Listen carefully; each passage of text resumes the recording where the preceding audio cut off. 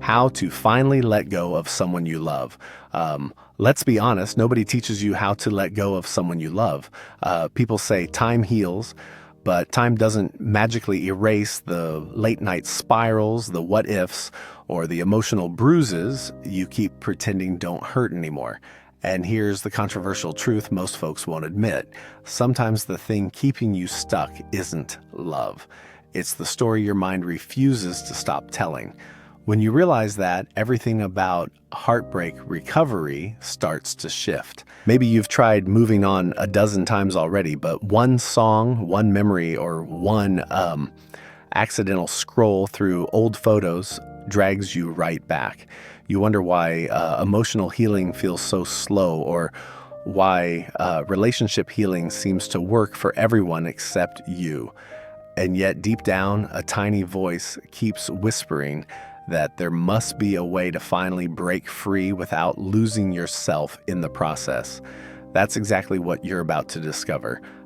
Because here's the counterintuitive part. Letting go isn't about forgetting, erasing, or pretending you're fine. It's about rewiring your mind, reclaiming your power, and learning the kind of self-love that makes the past stop controlling your present.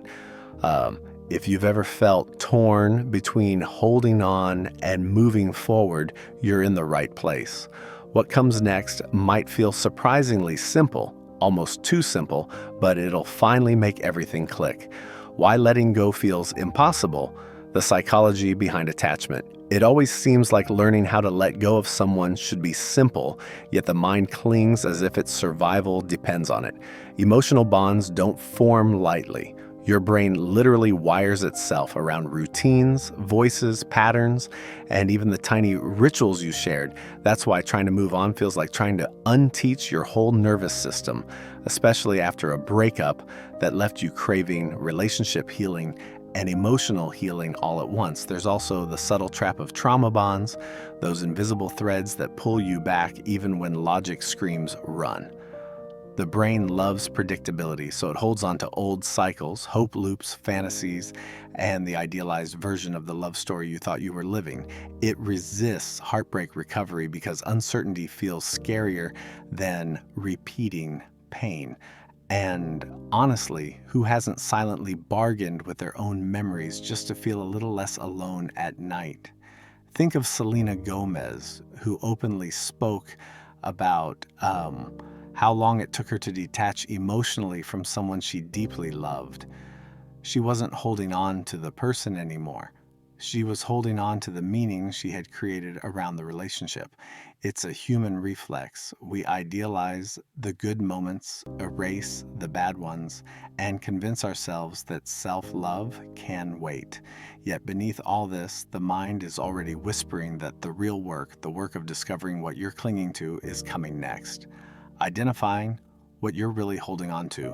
Most people think they're struggling with how to let go of someone, but deep down, they're actually gripping something far more subtle.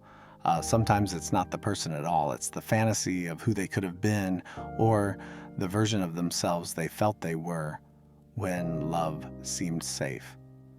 That's why heartbreak recovery feels so confusing. You're not just losing someone, you're untangling the emotional architecture you built around them. And naturally, the fear of starting over whispers that moving on might be harder than staying stuck. A lot of relationship healing begins with brutally honest questions. Are you holding on to the story you told your family, the future you imagined, or maybe the comfort of routine, those goodnight texts, the shared playlists, the inside jokes that made any ordinary day feel special? Emotional healing often starts when you name what you're actually grieving. A simple exercise is writing 2 columns, what I miss and what actually existed. The gap between the two is where clarity and self-love starts to bloom again. Look at Adele after her divorce. She mentioned in interviews that she wasn't just letting go of her partner, but of an entire identity she created inside that relationship. She held on to the fantasy of a perfect family more than the person himself. Once she realized that, her emotional healing accelerated, and she transformed that pain into art. That same kind of honesty nudges you toward the next step, one that challenges your belief about needing closure from someone who might never give it. The truth about closure, why you don't need it from them. Most people chase closure like it's some magical key to move on, but here's the twist. Closure from someone else usually creates more emotional knots than it unties. The mind believes that if it hears one more explanation, one more apology, one more, "I'm sorry I hurt you," the breakup will finally make sense. But that's rarely what happens. Waiting for closure often becomes a quiet trap, delaying emotional healing and keeping you tied to a moment that's already gone. True relationship healing begins when you understand that closure is an internal decision, not a conversation. You can write an unsent letter, close a photo album, or sit with your own truth until it stops shaking. Those simple acts, naming what hurt, acknowledging what you needed, reclaiming your part of the story, are forms of heartbreak recovery far more powerful than any text someone may or may not send. As wild as it sounds, closure is something you give yourself when you choose self-love over confusion. Think about Chris Pratt after his separation from Anna Faris. He once said that divorce doesn't come with neat endings, only choices about how to move forward. He didn't wait for perfect explanations. He focused on building peace for himself and his child. That kind of quiet strength shows that closure isn't found in someone else's mouth. It's built in your own heart. And once someone realizes that, they finally become ready for the next layer, releasing the emotional weight that's been stuck inside. Emotional detox, releasing expectations, memories, and pain. Emotional detox isn't about forgetting the past. It's about clearing the emotional dust that keeps you from moving on. When someone tries figuring out how to let go of someone, they often underestimate how cluttered their inner world has become. Expectations, what ifs, and could have beens build up like unwashed dishes in the mind, and that emotional mess blocks both heartbreak recovery and the self-love they crave. Detoxing means making space, bit by bit, for emotional healing to actually happen. One of the most practical starting points is journaling, not the pretty kind, more like pouring your raw, unfiltered truth onto the page.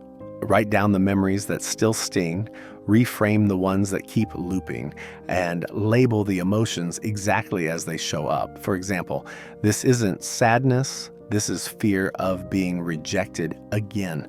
That kind of clarity accelerates relationship healing faster than people expect. Another exercise, the memory box ritual. Put letters, photos, and small tokens in a box, seal it, and put it away for 30 days. The distance works wonders. A great example is Demi Lovato, who shared how she uses reflective writing, meditation, and guided emotional release to work through past relationships. She didn't wait for the pain to magically fade. She actively detoxed the emotional weight she was carrying. And once she created that internal space, everything shifted. Her confidence grew, her art flourished, and her self-love looked different, stronger, cleaner, calmer. And that's exactly the kind of inner space someone needs before they build the boundaries that will change everything. Cutting the energetic cord, boundaries, no contact, and digital detox. Cutting the energetic cord isn't just a poetic idea, it's a psychological reset your brain desperately needs when learning how to let go of someone. No contact works because silence removes the constant emotional triggers that keep heartbreak recovery stuck in place. Every text, every stalked post, every just checking moment pulls you back into the loop.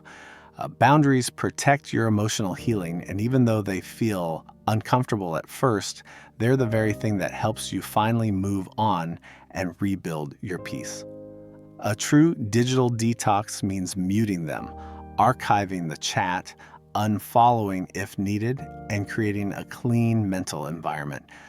It's not pettiness, it's self-love in action. You can also set physical boundaries, going to new cafes, choosing different walking routes, or shifting routines that used to be tied to the relationship. Relationship healing becomes much easier when your brain stops being constantly reminded of the past. For example, deleting old screenshots or removing saved conversations is a small but powerful move that signals your mind that you're choosing yourself again. Remember how Miley Cyrus completely cut contact with her ex-husband after their breakup? She openly said that stepping away, digitally, emotionally, physically, was what allowed her to regain her center.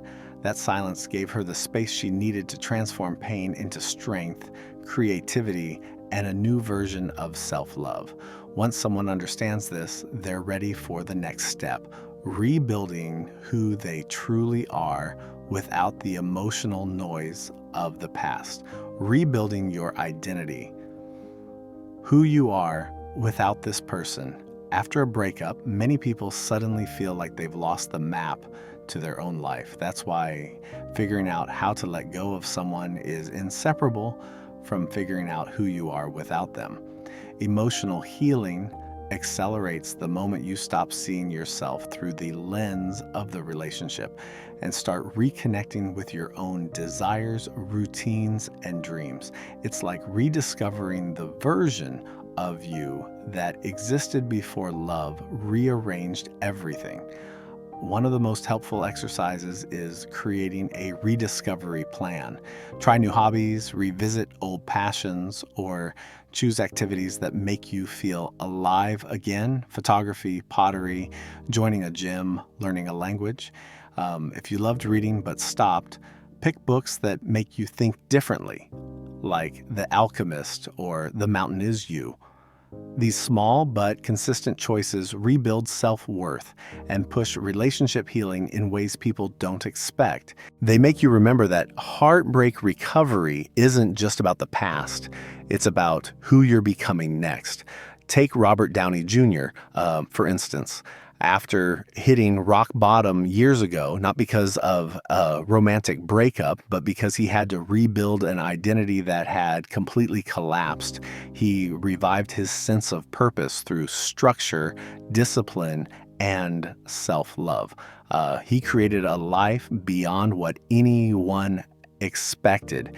And just like him, when someone starts choosing themselves piece by piece, something powerful happens. They see that the pain can be transformed into the greatest turning point they've ever lived. The turning point, transforming pain into growth and new possibilities. There comes a moment in heartbreak recovery when the pain stops being a cage and starts becoming a doorway. It's subtle at first, maybe a morning when you wake up lighter or a random laugh that surprises you. That's when emotional healing begins to reshape your entire story. Instead of asking how to let go of someone, you begin asking, what am I meant to create from this? And that shift is where true relationship healing takes root. Growth doesn't happen all at once. It shows up in small choices. Trying therapy, setting healthier boundaries, investing in new experiences, or finally believing you deserve more. Even something simple like planning a solo weekend trip or starting a new fitness routine can rebuild self-love in ways you didn't expect. Transformation blooms from these micro choices, the ones that remind you that moving on isn't a destination, it's a practice. Think of Shakira after her highly publicized breakup.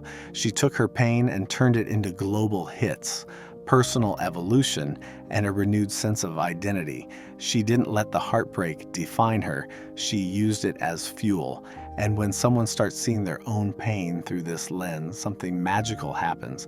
They begin standing at the edge of a new chapter, knowing deep down that what comes next might just exceed everything they lost. Now that you've walked through every layer of this journey, here's the part that really matters. None of this works unless you actually apply it. Emotional healing isn't a spectator sport. If you want heartbreak recovery to finally feel real, you'll need to choose yourself again and again, no matter how tempting it is to look back. So ask yourself right now, what's the first tiny step you can take today to move on? And even more importantly, what are you no longer willing to carry into your future? Think about it. Aren't you tired of letting someone who's no longer in your life still shape your thoughts, your days, your confidence? Relationship healing begins the moment you decide you've had enough of repeating the same emotional cycle. So let me challenge you. What if this pain is your invitation to build the version of yourself you've always dreamed of? What if letting go is the very thing that unlocks the life you're meant to live? If this message spoke to you, don't keep your transformation waiting.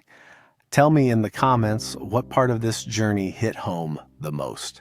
And of course, make sure you subscribe and turn on notifications because your healing deserves guidance, support, and content that actually moves your life forward.